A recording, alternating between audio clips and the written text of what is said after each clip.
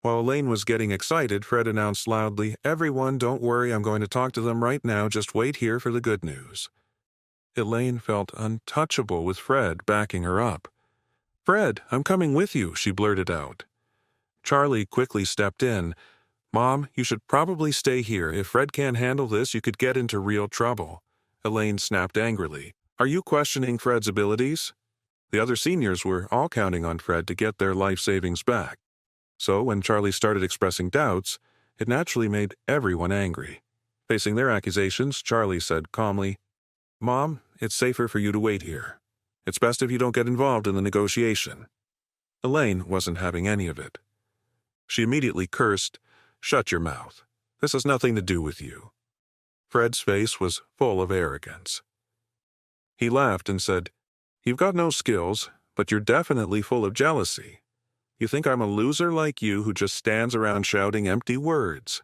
Seeing that his mother-in-law wasn't going to listen to him, Charlie stopped trying. He just said lightly, "All right then, I'll be waiting for good news from Mr. White."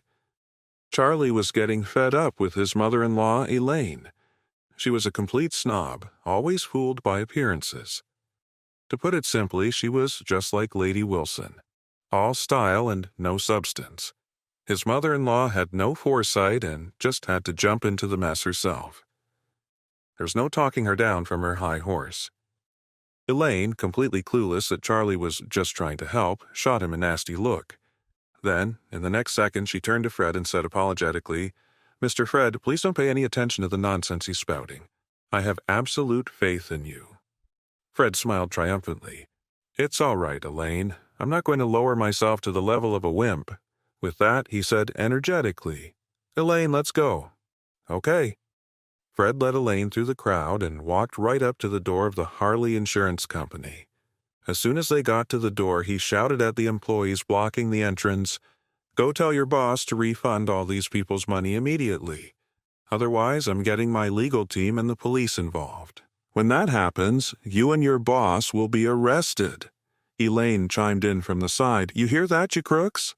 We've got powerful people on our side now. If your scam of a company doesn't give us our money back, be careful, because Mr. White here will send every last one of you to prison." The young employee at the head of the line got nervous. "I'm sorry," he said quickly. "I'm just a security guard. I don't handle the actual business."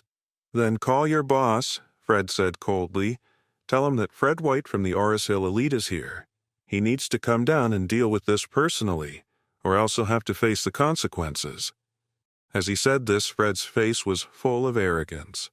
While the White family wasn't at the top of the food chain in Orris Hill, they were at least a mid-level power. He figured the boss of a scam company would have no choice but to fold after hearing his name. The young employee didn't know how deep Fred's connections ran, but he was definitely spooked.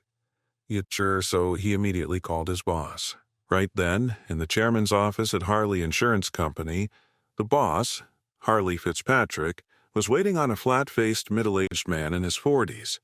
He was all smiles as he pulled a bank card from his desk drawer and handed it over respectfully. "Mr. Hudson," he said, "there's $30 million on this card. The pin is your birthday. This is your cut for this round. Please have a look." The middle-aged man was dressed in a sharp suit. He looked a little unhinged, but his eyes weren't angry. They were commanding. The guy had an incredible presence. If anyone else had been in the room, they would have immediately recognized him. He was Orville Hudson. In all of Orris Hill, everyone knew that Orville Hudson was the city's underground kingpin. Nobody dared to cross him. Orville Hudson looked at Harley Fitzpatrick and smiled with approval. "Harley," he said, "I didn't realize you had it in you. Not bad at all." Harley quickly asked, "Mr. Hudson, what should we do about that troublemaker, Mrs. Wilson, downstairs?" Orville said casually, "A bunch of old folks. Don't worry about them. If they don't listen to you, I'll have some of my guys come over and teach them a lesson." Harley breathed a sigh of relief. "Thank you, Mr. Hudson." Orville Hudson smiled. "From now on, just go for it with this kind of business. As long as you're making money, I'll take care of any problems you have." Harley was ecstatic. He put on a humble expression and said, "Thank you, Mr. Hudson. With you backing me up, I'll keep pushing harder, and we'll both make a fortune."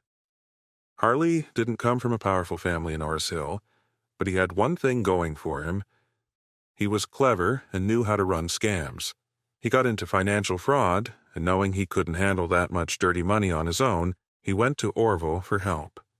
He offered Orville a cut of the illegal profits in exchange for protection. Since Orville Hudson called the shots in Orville Hill, Harley was completely safe. With Orville as his backer, he didn't have a single worry about the future, and his fraudulent business was booming. Just as Harley was getting excited about his new connection with Orville, his phone rang. It was one of his employees. "Boss, we've got a problem. There's a guy here, Fred, who says he's from the White family. He's demanding all the money back right now, or he'll have you sent to prison." "Damn it, what's this about?" Harley frowned and quickly turned to Orville. "Mr. Hudson, there's a guy downstairs claiming to be from the White family, leading that group of old folks to cause trouble. He's going around saying he runs this city and that we have to give back all the money we collected, or he'll put us in prison." Harley deliberately exaggerated to get a rise out of Orville. As he spoke, he bowed again and begged, "Mr. Hudson, the White family has some real pull here in Orville Hill. If they come after me, I really can't afford to make an enemy of them. Please, you've got to help me get through this." "The White family?" Orville snorted. "The little White family is a joke to me. Even the head of their family has to bow and scrape when he sees me. Now some kid of theirs has the nerve to come after me? He must have a death wish." With that, Orville slid Harley's bank card into his pocket and said coldly, "Let's go. I want to see what kind of nobody thinks he can step to me. When Orville Hudson takes money, nobody gets it back." Fred stood at the door of Harley Insurance Company with a proud look on his face. He knew this was the perfect chance to show off in front of Claire's mother, Elaine, and he had to nail it.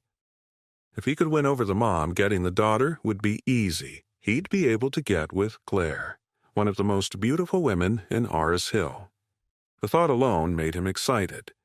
So he announced loudly, "Folks, don't you worry. The boss of this scam company is coming out right now to give everyone a full refund." When the crowd heard this, they erupted in applause, every single one of them ecstatic. Only Charlie watched Fred with a smirk. This guy was way too full of himself. Charlie had a feeling he was about to get a rude awakening. Just as Fred was soaking in the crowd's admiration, chin held high, the door to Harley Insurance Company was suddenly pushed open from the inside. They saw the boss, Harley Fitzpatrick, walk out with a middle-aged man in a stylish suit. Even though the man was a bit older, he had an incredible presence. It was Orville Hudson. Behind Orville, several tough-looking men followed closely. These were his personal bodyguards, and they all looked incredibly strong. Orville's status was so high that even though many people in Orville Hill knew his name, most had never actually seen him. So no one, not even Fred, recognized him.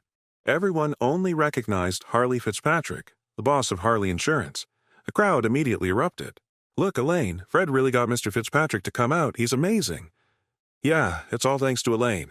We might actually get our money back. Elaine, that young man is a real catch. He'd make 1,000 times better son-in-law."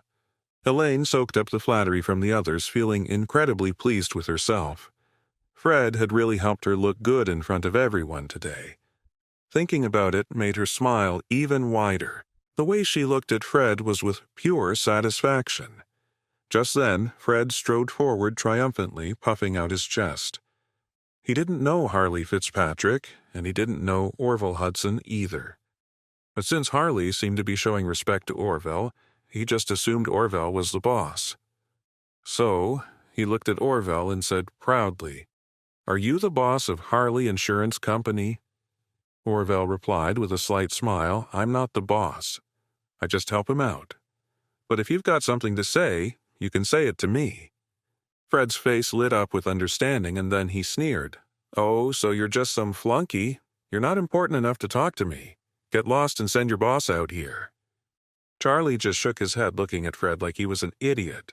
The man in the suit clearly had a commanding presence with his crew right behind him. He was obviously not someone to mess with, but Fred was still running his mouth, practically begging for trouble. Elaine, standing nearby, also sneered and chimed in, "Fred, don't waste your breath on this nobody. The guy next to him is the boss of Harley Insurance." Harley Fitzpatrick was floored. This Fred and that old woman had some nerve. They actually dared to insult Orville Hudson like he was some street punk and tell him to get lost. They had no idea who they were dealing with. In all of Orris Hill, who would dare to be so bold as to insult Orville? Anyone who did would end up at the bottom of the river feeding the fish.